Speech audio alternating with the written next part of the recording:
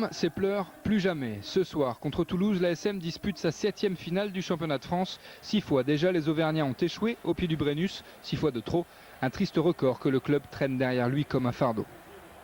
On nous en a beaucoup parlé et jusqu'à présent ça nous mettait quand même une grosse pression. C'est vrai que ça faisait un petit peu loser, mais ce qui est un petit peu nouveau, c'est qu'on a beaucoup de joueurs nouveaux dans cette équipe, des joueurs qui viennent de tous horizons, des Néo-Zélandais, des Australiens, des Anglais.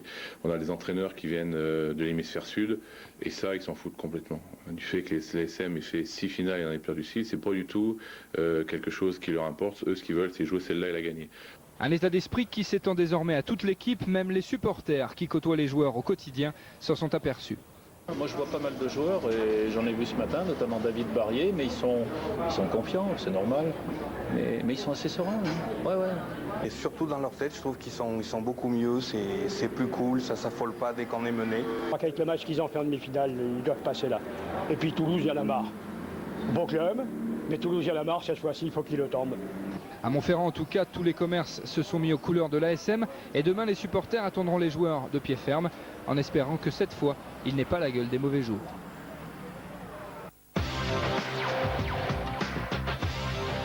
Ne vous fiez pas aux apparences, Christian Califano sera sûrement beaucoup moins détendu à l'heure du coup d'envoi ce soir. Parce qu'une finale de championnat, bien sûr, c'est un grand rendez-vous parce que ce sera aussi son dernier match sous les couleurs toulousaines. Le pilier international s'envole dès cet été pour Auckland et le championnat néo-zélandais. Cette finale pourrait rendre ses adieux moins amers. Pour moi, elle a beaucoup d'importance. C'est vrai que l'année prochaine, n'étant pas là, il faut absolument que je laisse une bonne note au club. Déjà, bon, j'ai assuré l'essentiel en étant européen l'année prochaine. Mais c'est vrai, comme je le disais tout à l'heure, s'il y avait possibilité de ramener un 6e bouclier, ça serait vraiment partir sur quelque chose de fabuleux et puis permettre, entre guillemets, de faire une petite fête. Parce que c'est vrai que le lendemain, on enchaîne avec la tournée de l'équipe de France. La tournée dans l'hémisphère sud qui lui donnera sans doute un avant-goût de ce qui l'attend ces mois prochains. Le Brennus est toulousain, le bouclier leur appartient. Les stadistes sont devenus champions de France hier soir face à Montferrand.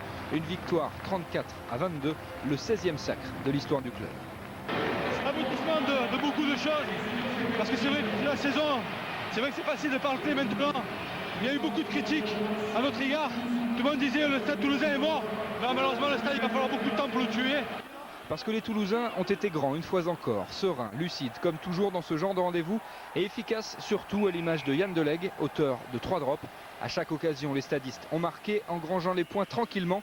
Le jeu au pied en finale, c'est capital. Les buteurs ne se sont pas troués, 2 pénalités, une transformation de Marfin et 12 points du jeune Frédéric Michalak, 18 ans.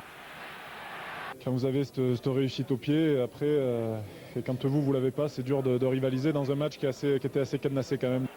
Et même face à une grosse défense comme celle de Montferrand, les Toulousains ont trouvé la solution. Une seule fois certes, mais elle a suffi pour envoyer Michel Marfin à l'essai. On n'a pas laissé de points en route. On a laissé, je crois, une occasion en première mi-temps qu'on peut mettre au fond comme pas. Puis ensuite, on a fait 100%, donc on a été efficace. Jamais donc les stadistes n'ont eu peur. Peut-être ont-ils tremblé une seule fois sur cet essai montferrandais d'Alexandre Audebert. Pas de quoi les faire craquer en tout cas. Score final 34-22. Montferrand est maudit. Les Auvergnats ont perdu leur 7e finale du championnat.